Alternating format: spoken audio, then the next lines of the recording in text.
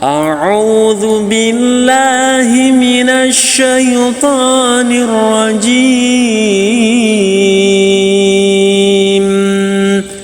Bismillahirrahmanirrahim.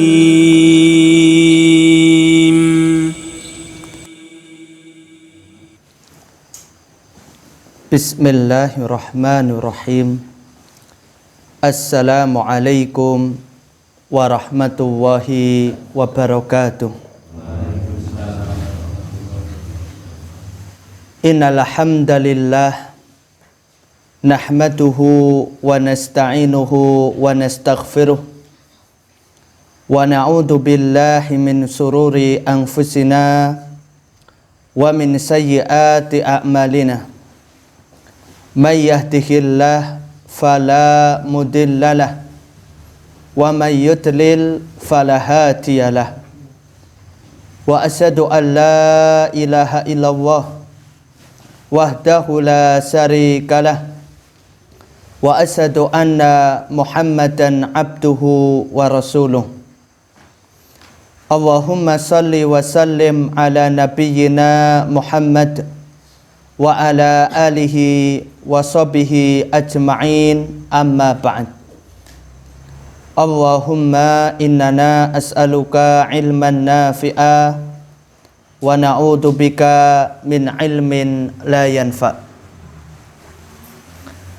Ma'asyiral muslimin, jamaah pengajian yang semoga senantiasa dicintai dan dirahmati oleh Allah Subhanahu wa taala.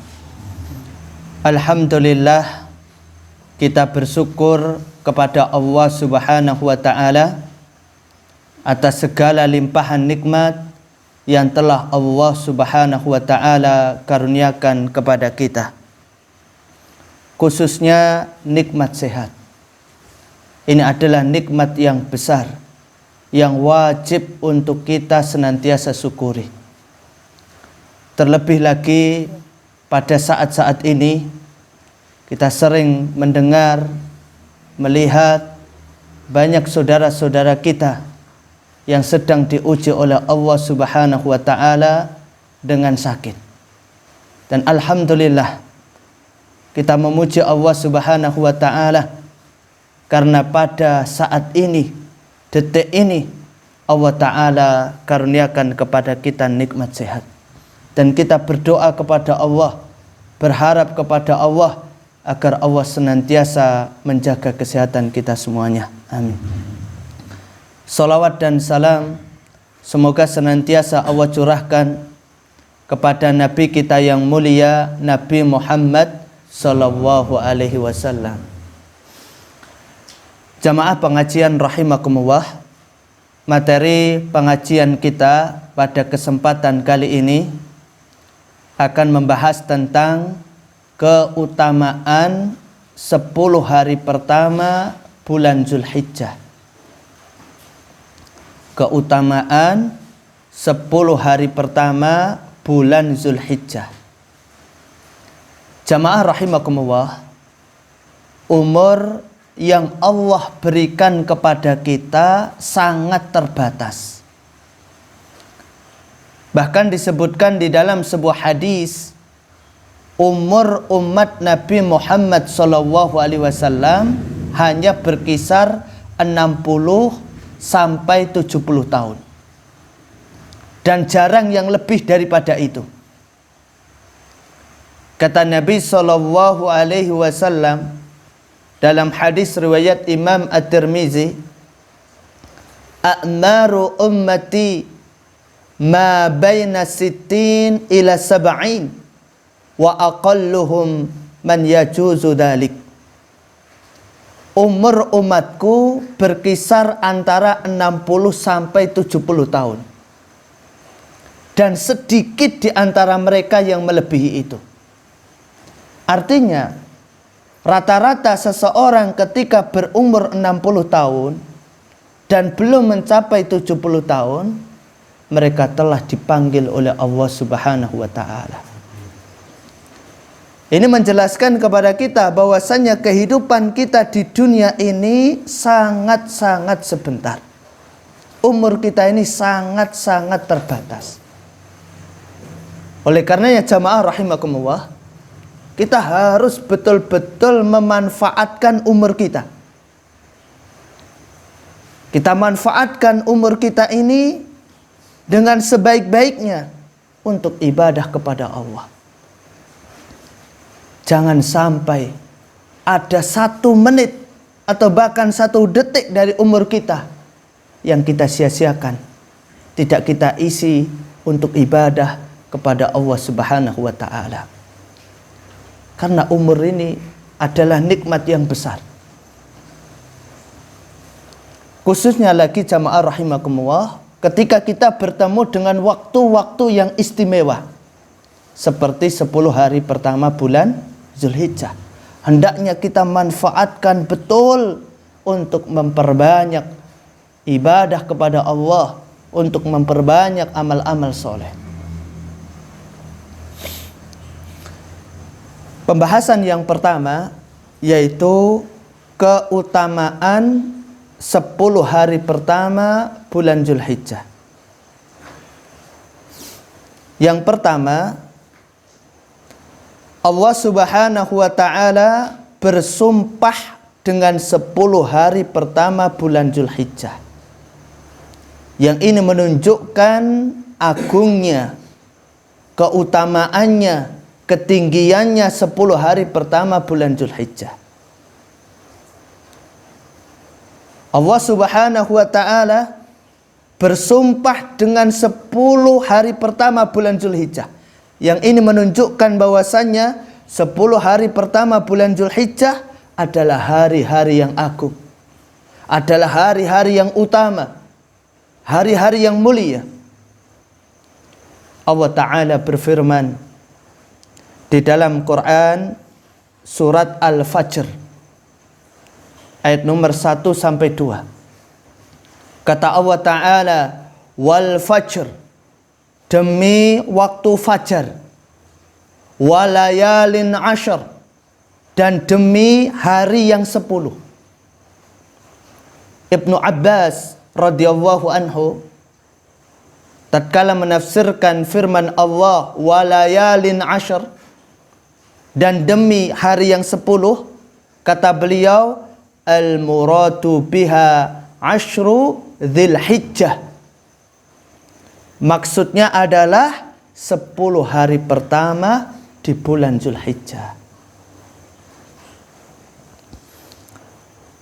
Kemudian keutamaan yang kedua, 10 hari pertama bulan Zulhijjah adalah hari-hari yang paling utama di dunia. 10 hari pertama bulan Zulhijjah adalah hari-hari paling utama di dunia. Allahu Akbar. Jadi hari yang paling utama di dunia adalah 10 hari pertama bulan Zulhijjah. Sebagaimana disebutkan di dalam hadis yang sahih dalam kitab Sahih Al-Jami' dari sahabat Jabir radhiyallahu anhu, Nabi sallallahu alaihi wasallam bersabda, afdalu ayamid dunya ayamul ashri. Hari-hari yang paling utama di dunia adalah 10 hari pada bulan Zulhijjah. Kemudian juga disebutkan di dalam sebuah riwayat dari Abdul Razzaq, Masruq rahimahullah tatkala menafsirkan firman Allah Ta'ala walayalin ashar, dan demi hari yang 10, beliau mengatakan hiya afdalu ayamis sanah. Maksudnya adalah hari-hari paling utama dalam setahun. Jadi 10 hari pertama bulan Zulhijjah ini adalah hari yang paling utama dalam sepanjang tahun. Keutamaan yang ketiga, amalan di 10 hari pertama di bulan Zulhijjah, pahalanya dilipat gandakan oleh Allah. Amalan di 10 hari pertama bulan Zulhijjah, pahalanya dilipat gandakan oleh Allah. Kita ingin sekali ibadah-ibadah yang kita kerjakan pahalanya dilipat gandakan oleh Allah. Dan Allah Subhanahu wa taala telah menyediakan waktu-waktu di mana kalau kita beramal di waktu itu pahalanya dilipat gandakan oleh Allah. Ya, seperti bulan Ramadan. Dan di antaranya lagi adalah 10 hari pertama bulan Zulhijjah. Salat yang kita kerjakan di 10 hari pertama bulan Zulhijjah, pahalanya dilipat gandakan oleh Allah. Sedekah yang kita keluarkan di 10 hari pertama bulan Zulhijjah, pahalanya dilipat gandakan oleh Allah. Bacaan Al-Quran kita di 10 hari pertama bulan Zulhijjah, pahalanya dilipat gandakan oleh Allah. Datangnya kita ke majelis ilmu di 10 hari pertama bulan Zulhijjah, pahalanya dilipat gandakan oleh Allah. Disebutkan di dalam hadis yang diriwayatkan oleh Imam Al-Bukhari dari sahabat Ibnu Abbas radhiyallahu anhu, Nabi sallallahu alaihi wasallam bersabda, "Ma min ayamin al-amalu salih fiha ahabbu ilallah min hadhil ayyam." Tidak ada amal saleh yang dilakukan pada suatu hari yang lebih dicintai Allah daripada hari-hari ini, yakni ayamul ashr, yakni 10 hari pertama pada bulan Zulhijjah. Qalu, para sahabat bertanya, "Ya Rasulullah, walal jihadu fi sabilillah?" Wahai Rasulullah, tidak juga jihad fi sabilillah? Beliau menjawab, walal jihadu fi sabilillah illa rajulun kharaja bi nafsihi wa malihi thumma lam yarji' min dzalika bi syai'. Kecuali tidak juga jihad di jalan Allah, kecuali seseorang yang keluar berjihad dengan mempertaruhkan jiwa dan hartanya, lalu dia tidak kembali dengan sesuatu apapun juga. Ibnu Rajab rahimahullah di dalam kitab Lataiful Ma'arif tatkala menjelaskan hadis ini, beliau mengatakan, hadis riwayat Ibnu Abbas telah menunjukkan atas dilipat gandanya semua amal soleh dalam 10 hari pertama bulan Zulhijjah tanpa ada pengecualian. Jadi hadis tadi dijadikan dalil oleh Ibnu Rajab bahwasanya amal-amal soleh yang kita kerjakan di 10 hari pertama bulan Zulhijjah pahalanya dilipat gandakan oleh Allah. Imam Mujahid juga mengatakan, al-amalu fil ashri yudha'af. Amalan pada 10 hari pertama bulan Zulhijjah dilipat gandakan pahalanya. Allah Akbar. Oleh karenanya kita berdoa, kita berharap kepada Allah agar Allah sampaikan umur kita dengan 10 hari pertama bulan Zulhijjah. Keutamaan yang keempat, amalan di 10 hari pertama bulan Zulhijjah lebih dicintai oleh Allah daripada beramal pada hari-hari lain.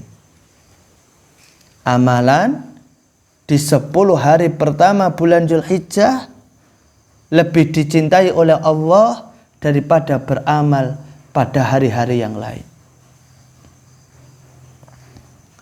Dalilnya tadi Pak, hadis riwayat Imam Bukhari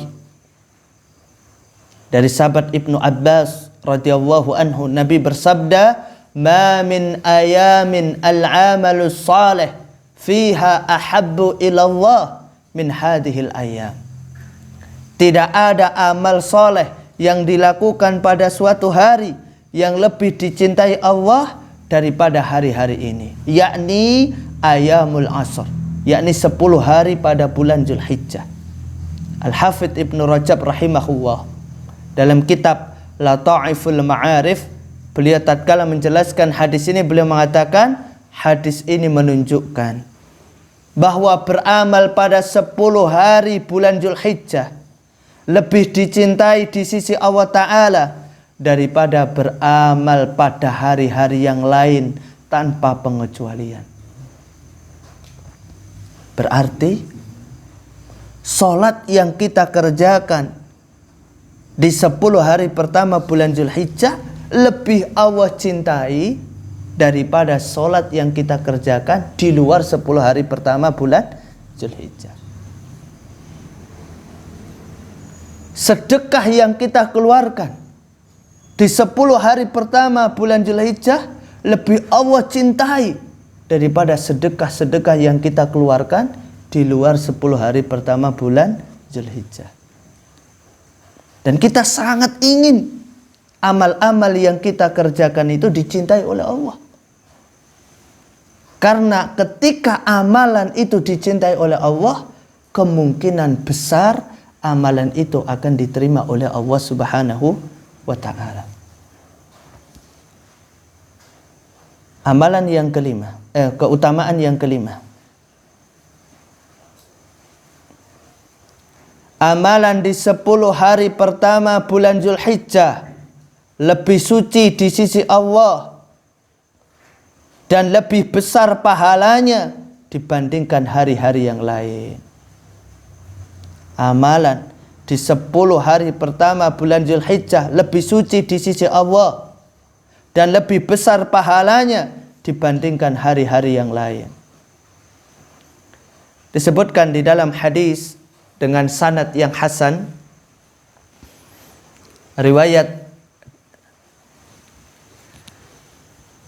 Ad-Darimi, Nabi SAW bersabda, "Ma min amalin azka indallahi azza wa jal wala a'zamu ajran min khairin ya'maluhu fi asril adha." Tidak ada amalan yang lebih suci di sisi Allah azza wa jal, dan tidak ada yang lebih besar pahalanya daripada kebaikan yang dia kerjakan pada 10 hari al-adha, yaitu 10 hari pertama bulan Zulhijjah. Bahkan dijelaskan oleh Imam Ibnu Rajab rahimahullah, amalan kecil pada saat 10 hari pertama bulan Zulhijjah lebih baik daripada amalan utama tapi dikerjakan di luar waktu tersebut. Subhanallah. Oleh karenanya jamaah rahimakumullah, saya menasihati diri saya sendiri dan jamaah sekalian, mari kita manfaatkan betul 10 hari pertama bulan Zulhijjah untuk memperbanyak melakukan amal-amal soleh. Sebagaimana ketika kita berada di bulan Ramadan, kita betul-betul semangat ibadah kepada Allah, maka demikian pula tatkala kita berada di 10 hari pertama bulan Zulhijjah, hendaknya kita juga bersemangat.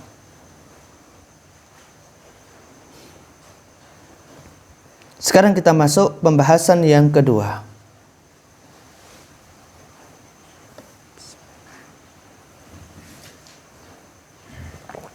Amalan-amalan di 10 hari pertama bulan Zulhijjah. Jamaah pengajian rahimakumullah, tatkala kita bisa bertemu dengan 10 hari pertama bulan Zulhijjah, ini merupakan nikmat yang sangat-sangat besar. Oleh karena kita perlu memanfaatkannya untuk mengerjakan beberapa amal soleh. Di antaranya yang pertama, puasa. Yang pertama, puasa. Di Disunahkan bagi setiap muslim untuk puasa pada 9 hari pertama bulan Zulhijjah. Disunahkan bagi setiap muslim untuk puasa pada 9 hari pertama bulan Zulhijjah.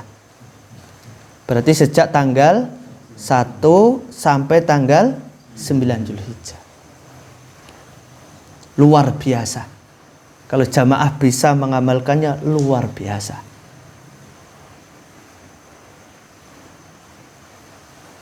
Dalam hadis sahih riwayat Imam An-Nasa'i disebutkan, kana Nabi sallallahu alaihi wasallam kana yasumu yauma Asyura wa tis'an min Dzulhijjah. Adalah Nabi sallallahu alaihi wasallam berpuasa di hari Asyura dan 9 hari pertama bulan Dzulhijjah. Ini dalil bahwasannya disyariatkan seseorang itu dia berpuasa pada 9 hari pertama bulan Dzulhijjah. Akan tapi jamaah rahimakumullah, jika tidak mampu puasa 9 hari, jangan sampai kita meninggalkan puasa Arafah pada tanggal 9 Dzulhijjah. Kita nggak mampu nih puasa sebanyak 9 hari, sejak tanggal 1 sampai 9 kita nggak mampu. Maka jangan sampai meninggalkan puasa Arafah tanggal 9 Dzulhijjah. Disebutkan dalam hadis bahwa puasa Arafah itu bisa menghapus dosa setahun yang lalu dan setahun yang akan datang. Wah, ini luar biasa, Pak. Puasa 1 hari mendapat 2 keutamaan. Keutamaan yang pertama, dihapus dosa setahun yang lalu dan dihapus dosa setahun yang akan datang. Ya, Rasulullah pernah ditanya tentang puasa Arafah. Beliau mengatakan, yukaffiru sanatal madiyah wa sanatal qabilah. Menghapus dosa setahun yang lalu dan setahun yang akan datang. Hadis ini sahih riwayat Imam Muslim. Maka ajak keluarga kita, Pak, untuk puasa Arafah ini. Kita ajak istri kita untuk puasa Arafah. Kita ajak anak-anak kita untuk puasa Arafah. Bahkan mungkin anak-anak kita iming-imingi. Nah, nanti kalau puasa, Abi ajak buka puasa di mana gitu. Atau nanti kita buka puasa masak apa. Enggak masalah. Ya. Kita ajak juga sanak keluarga kita untuk mengamalkan puasa Arafah ini. Bahkan ada juga sebagian masjid yang dalam rangka untuk memotivasi masyarakat untuk mengamalkan sunnah yang mulia ini, mereka menyelenggarakan acara buka bersama. Ya, dalam rangka memotivasi masyarakat untuk apa? Melaksanakan puasa Arafah. Amalan yang kedua yaitu berzikir kepada Allah. Berzikir kepada Allah. Termasuk amal soleh yang hendaknya kita perbanyak di 10 hari pertama bulan Zulhijjah adalah berzikir kepada Allah. Yaitu kita banyak membaca takbir, tahlil, tasbih, tahmid, dan juga memperbanyak baca istighfar. Yang baca kalimat tadi, subhanallah, walhamdulillah, wala ilaha illallah, wallahu akbar. Allah Ta'ala berfirman dalam Quran surat An-Nisa ayat 103. Kata Allah Ta'ala, فَإِذَا قَضَيْتُمُ الصَّلَاةَ فَاذْكُرُوا اللَّهَ قِيَامًا وَقُعُودًا وَعَلَى جُنُوبِكُمْ. Selanjutnya, apabila kamu telah menyelesaikan sholatmu, maka berzikirlah kepada Allah ketika kamu berdiri, pada waktu duduk, dan ketika berbaring. Ibnu Katsir dalam kitab tafsir Ibnu Katsir tatkala menafsirkan ayat ini, beliau mengatakan yaitu pada seluruh keadaan kalian. Dalam kondisi apapun kita diperintahkan untuk berzikir kepada Allah. Ya, ketika naik sepeda motor, ya, sambil lisannya zikir kepada Allah. Baca kalimat subhanallah, walhamdulillah, wala ilaha illallah, wallahu akbar. Ketika kita duduk berzikir, berbaring berzikir. Dan zikir ini ibadah yang sangat agung sekali, ya. Sehingga banyak para ulama yang mereka menulis kitab khusus membahas tentang masalah zikir. Di antaranya Imam Ibnul Qayyim rahimahullah. Beliau menulis kitab yang berjudul Al-Wabilus Shayyib. Ya. Kemudian amalan yang ketiga yaitu adalah haji. Jamaah pengajian rahimakumullah. Bagi orang yang Allah berikan kecukupan rizki, maka hendaklah dia menunaikan ibadah haji. Karena haji ini merupakan kewajiban. Haji ini termasuk rukun Islam. Dan ibadah haji ini memiliki banyak sekali keutamaan. Ada banyak hadis yang menjelaskan keutamaan ibadah haji. Ya, saya bacakan beberapa hadis yang menjelaskan keutamaan ibadah haji. Dan mudah-mudahan dengan kita mendengar, menyimak hadis-hadis ini, kita termotivasi untuk berusaha agar Allah mudahkan kita bisa berangkat haji. Hadis yang pertama disebutkan dalam hadis riwayat Imam At-Tirmizi. Rasulullah SAW bersabda, tabi'u bainal haji wal umrah. Iringilah haji dengan umrah, atau sebaliknya umrah dengan haji. Fa innahuma yanfiyanil faqra wadh-dhunub kama yanfil kiru khabathal hadid wadh-dhahab wal fiddah. Sungguh haji dan umrah akan menghapuskan kefakiran dan dosa sebagaimana ubub pandai besi menghilangkan karat besi, emas dan perak. Walaisal lil hajjil mabrur thawabun dunal jannah. Tidak ada balasan yang pantas bagi haji yang mabrur selain surga. Nabi menjelaskan bahwasannya haji dan umrah itu bisa menghapus kefakiran, kemiskinan, dan bisa menghapus dosa. Dan balasan bagi haji yang mabrur adalah surga. Kemudian juga di dalam hadis yang diriwayatkan oleh Imam Bukhari, Imam Muslim, Rasulullah SAW pernah ditanya, amal apa yang paling utama? Beliau menjawab, beriman kepada Allah dan Rasulnya. Beliau ditanya lagi, kemudian apa? Berjihad di jalan Allah. Jawab beliau. Kemudian Nabi ditanya lagi, lalu apa? Beliau menjawab, haji yang mabrur. Kemudian juga di dalam hadis yang lain, riwayat Imam Bukhari, Imam Muslim, Rasulullah bersabda, man hajja lillah falam yarfus walam yafsuq raja'a kayaumi waladathu ummuhu. Siapa yang menunaikan haji karena Allah dengan tidak berbuat keji dan kefasikan, maka dia kembali dari haji dalam keadaan suci seperti pada hari dilahirkan ibunya. Ya, maknanya adalah tanpa dosa. Ya, menghapus dosa-dosa kecil, dosa-dosa besar dan cabang-cabangnya, sebagaimana dijelaskan dalam kitab Fathul Bari. Jadi orang yang menunaikan ibadah haji, Pak, itu kalau hajinya mabrur, Pak, maka dosa-dosanya diampuni oleh Allah. Baik dosa-dosa kecil, dosa-dosa besar. Sehingga seakan-akan dia baru lahir dari perut ibunya. Ya.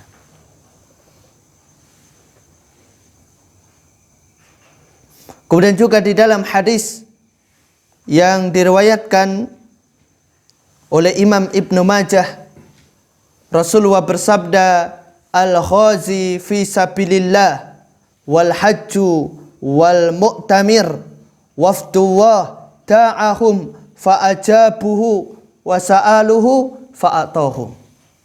Orang yang berperang di jalan Allah serta yang berhaji dan umrah adalah tamunya Allah.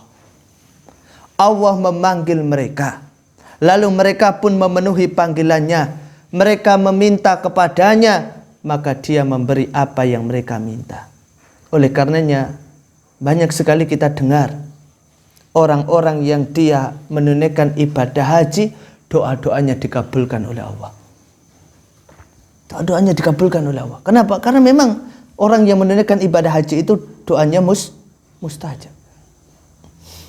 Kemudian juga di dalam hadis yang diriwayatkan oleh Imam Al-Baihaqi, Rasulullah bersabda, "Ma tarfa'u ibilul haji rijlan wala tada'u yadan illa katabawahu lahu biha hasanah aw maha anhu sayi'atan aw rafa'ahu biha darajah." Tidaklah seekor onta, orang yang pergi menunaikan ibadah haji, mengangkat sebelah kaki belakangnya dan menurunkan kaki depannya, melainkan Allah menuliskan satu kebaikan karenanya, atau menghapus kesalahannya, atau meninggikan derajatnya. Dan jamaah rahimakumullah, pahala orang yang menunaikan haji dan umrah itu sesuai dengan jerih payahnya dan besar biaya yang ia keluarkan. Artinya semakin susah payah dia menunaikan untuk bisa menunaikan ibadah haji, semakin besar biayanya, semakin besar pahalanya. Ya, disebutkan di dalam hadis riwayat Al-Hakim, Rasulullah bersabda, "Innama ajruki fi umratiki ala qadri nafaqatiki." Sesungguhnya ganjaran umrahmu sesuai dengan biaya pengeluaranmu. Makanya saya pernah menyampaikan kepada jamaah pengajian saya di Serumbung, hendaknya kita mulai saat ini ikhtiar, berusaha nabung untuk bisa berangkat ibadah haji. Walaupun sehari hanya Rp1.000. Allah tahu niat kita. Seandainya kita meninggal dunia dalam kondisi ternyata belum berangkat haji, Allah sudah tahu usaha dan niat kita.